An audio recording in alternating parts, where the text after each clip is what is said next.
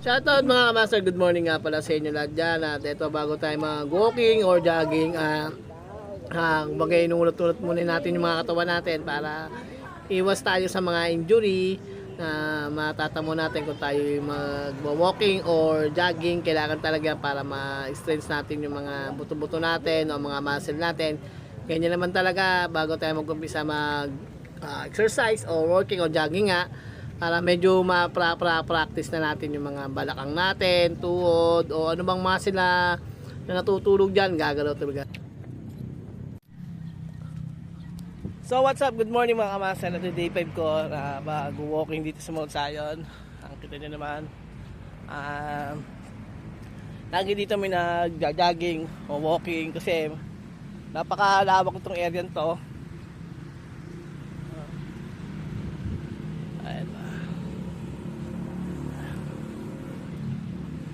Para mabawasan yung taba natin. Ano kaya maliit na yung chan ko talaga, na-observe ko na dahan-dahan siya lumiliit. Pagos mini-maintain ko lang yung kain ko.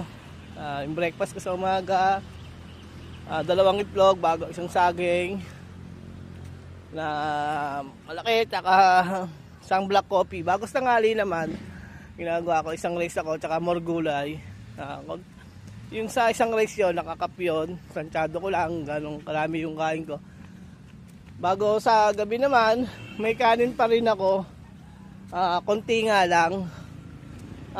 Ginagawa ko lang, marami ding gulay. Hindi ako mahilig masyado sa karne ngayon. Sa mga soft drinks, iniwasan ko almost isang buwan at kalahati daw lang sa soft drinks, saka snacks, mga chichirya, iniwasan ko din.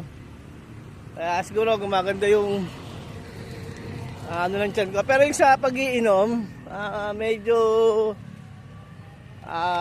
naiwasan ko din. Kaso nung last month inom tayo ng alak, kaya binabawi ko din naman kinabukasan. And then sa hapon naman ang ginagawa ko, mga 1 to 3 or 1 PM to 3 PM, kaya 3 PM to 5 PM nag-gym naman ako. Tapos pagkatapos ko ng mag-gym, then syempre bibiyahe tayo ng e-bike para pang gasolina natin kasi sama lang gasolina ngayon. Ganito karami nagja-jogging dito. Okay, day 5 natin to. Binibilang ko kasi kung ilang araw na ako nagja-jogging. Nagawit ako. Ano, takot dito.